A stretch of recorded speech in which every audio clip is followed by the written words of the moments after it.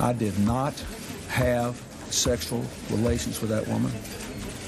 These allegations are false. The scandal that shadowed Bill Clinton's administration, which he insisted were fueled by partisan anger, seemed to reach its peak when it was revealed he had an affair with a White House intern over half his age younger.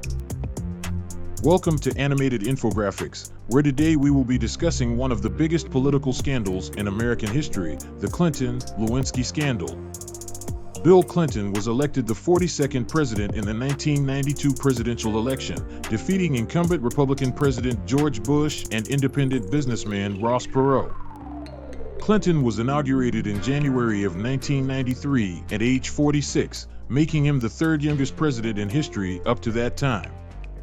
During his first term, Clinton enacted a variety of pieces of domestic legislation, including the Family and Medical Leave Act and the Violence Against Women Act, along with key bills pertaining to crime, gun violence, education, environment, and welfare reform. He appointed women and minorities to key government posts, including Janet Reno, who became the first female U.S. Attorney General in 1993.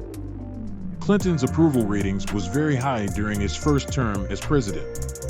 He looked to build upon that going into his second term, but things would take a drastic turn. Monica Lewinsky was hired during Clinton's first term in 1995 as an intern at the White House and was later an employee of the White House Office of Legislative Affairs. It is believed that Clinton began a personal relationship with her while she worked at the White House, the details of which she later confided to Linda Tripp, her Defense Department co-worker who secretly recorded their telephone conversations. Tripp discovered that Lewinsky had sworn an affidavit in the Paula Jones case, denying a relationship with Clinton. She delivered tapes to Ken Starr, the independent counsel who was investigating Clinton on other matters. News of the scandal first broke on January 17, 1998, on the Drudge Report, which reported that Newsweek editors were sitting on a story by investigative reporter Michael Isikoff exposing the affair. The story broke in the mainstream press on January 21st in the Washington Post. The story swirled for several days, and, despite swift denials from Clinton, the clamor for answers from the White House grew louder.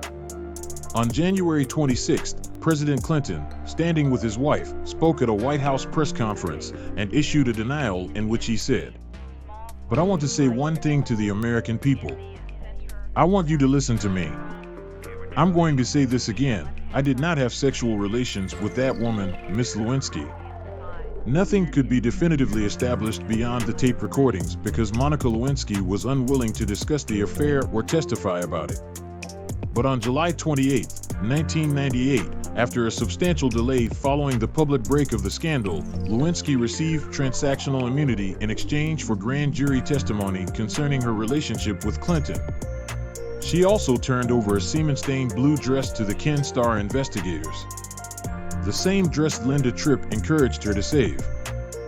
The FBI tested the dress and matched the semen stains to a blood sample from Clinton, thereby providing unambiguous DNA evidence that could prove the relationship despite Clinton's official denials. Faced with this evidence, Clinton admitted in a taped grand jury testimony on August 17, 1998, that he had engaged in an improper physical relationship with Lewinsky. That evening, he also gave a nationally televised statement admitting that his relationship with Lewinsky was not appropriate. In December 1998, Clinton's Democratic political party was in a minority in both chambers of Congress. A few Democratic members of Congress, and mostly Republicans, claimed that Clinton's giving false testimony and allegedly influencing Lewinsky's testimony were crimes of obstruction of justice and perjury, and thus impeachable offenses. The House of Representatives voted to issue 2 articles of impeachment against him, which was followed by a 21-day trial in the Senate. Clinton was acquitted on both counts as neither received the necessary 2/3 majority vote of the senators present. During the scandal, supporters of former President Clinton alleged that the matter should remain private and called some supporting Clinton's impeachment hypocritical. A highly publicized investigation campaign actively sought information that might embarrass politicians who supported impeachment. There were attempts to censure the president by the House of Representatives, but those attempts failed. The facts are straightforward. Bill Clinton received the highest job approval ratings during the Lewinsky scandal and impeachment controversy. As the Lewinsky situation unfolded, Clinton's job approval actually went up, not down, and his ratings remained high for the duration of the impeachment proceedings and his second term.